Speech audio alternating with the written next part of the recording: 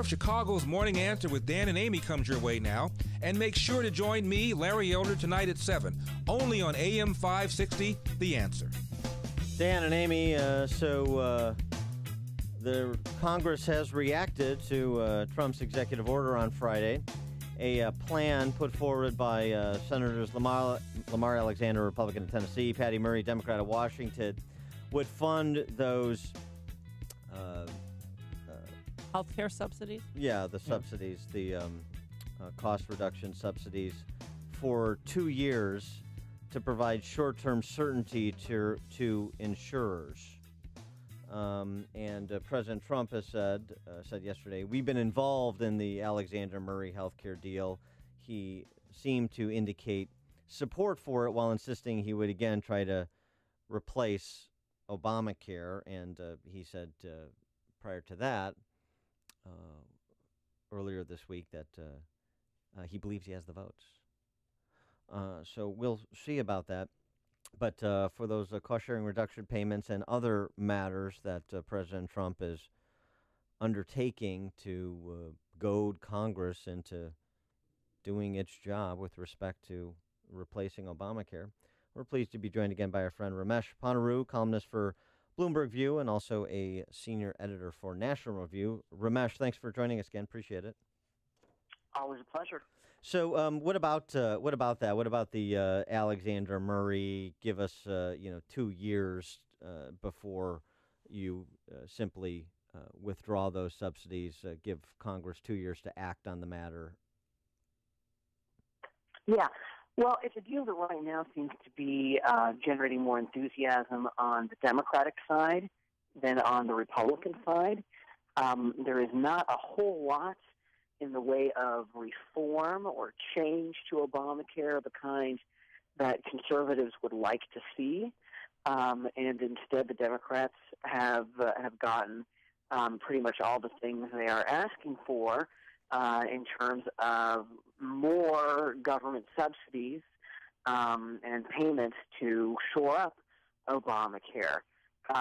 So I'm not saying it's dead. I'm not even saying it deserves that, but I do think it's going to have to be amended at least to allow for more market reforms, more state flexibility, and things of that nature. Can you just explain who the healthcare subsidies benefit and what it does? So this is money that the government gives to the insurance companies so that the insurers might then pass it along to low-income consumers in the form of lower co-payments and deductibles. And the whole thing, it is a little bit complicated and tricky to understand because the Congressional Budget Office has actually suggested that if you get rid of these payments, what happens is the insurers raise their premiums, but for most people, because of the way Obamacare is structured, they just get more help from the government anyway, and they're protected from those premium increases. So some of the stakes of this argument have been exaggerated. A lot of people are going to be fine either way. Well, see, that's an important point, and that's what states like Illinois have done. Crane Chicago Business reporting yesterday about the Rauner administration and what they did to essentially protect Obamacare from Trump, our Republican governor protecting Obamacare. So consumers qualifying for the cost-sharing subsidies, as Ramesh was talking about, only allowed to use them to buy silver plans. So what Rauner did is direct carriers that aim to sell Obamacare insurance to Illinoisans in 2018 to attach essentially on average 15% surcharge because, as Ramesh was pointing out, premiums rise so do the federal tax credits that reduce the monthly premium cost for qualified consumers. Therefore, the federal government's still absorbing the cost of the increasingly expensive silver plans sold to subsidized buyers on the exchange. So the gaming of the system at the state level, maybe another argument for block grants, and you figure it out, gaming of the system at the state level, in artificially raising the premiums directed by the state government so you get more federal subsidies so you're insulated if Trump did what he did on Friday. Yeah, well, I mean, I think you're exactly right that states game this program. They game Medicaid, and all of this is reasons for it to have a clearer delineation of state and federal authority. So it's not just kind of hide the shell game from taxpayers. In addition, you wrote a piece on this topic, something that you didn't like that Trump is affecting. You argue that in one instance here, he's using the power of the pen in much the same way Obama did, which is inappropriately. Yeah, well, he hasn't done it yet. It's still under consideration by the administration.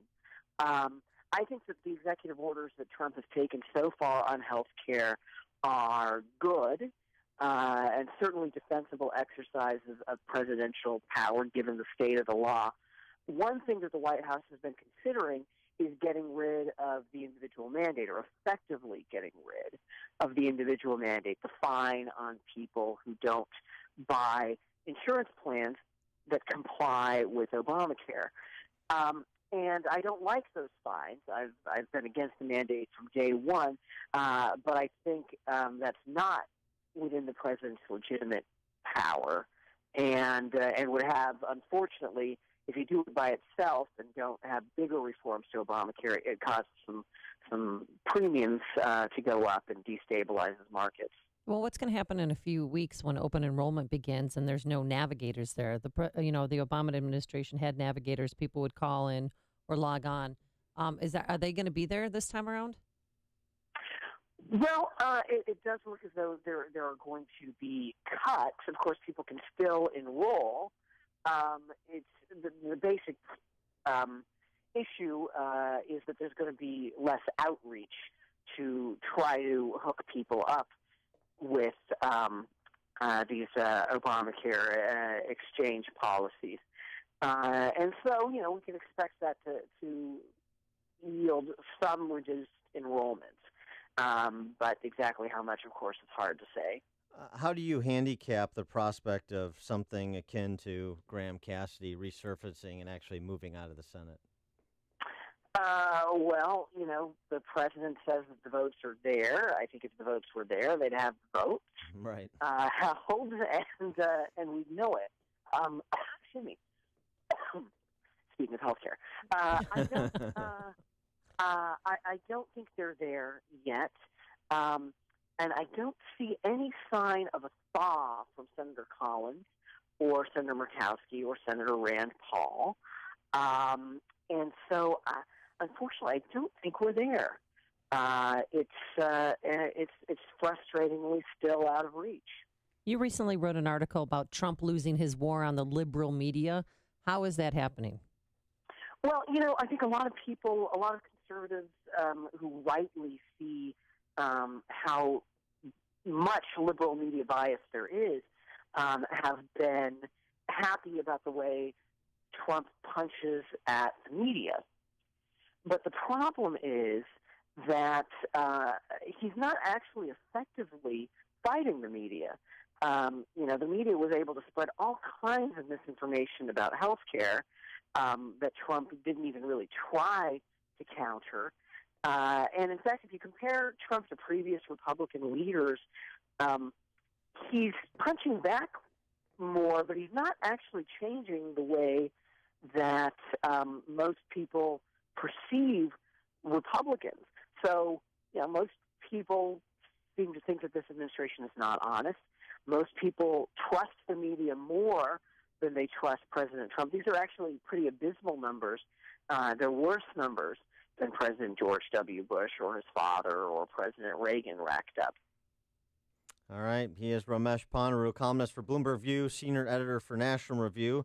Take care of that. Take care of that cold, Ramesh. I mean, we don't want you to have to go on one of the exchanges. Thanks. I'll do what I can. Thanks for joining us. And he joined us on our turnkey.pro answer line.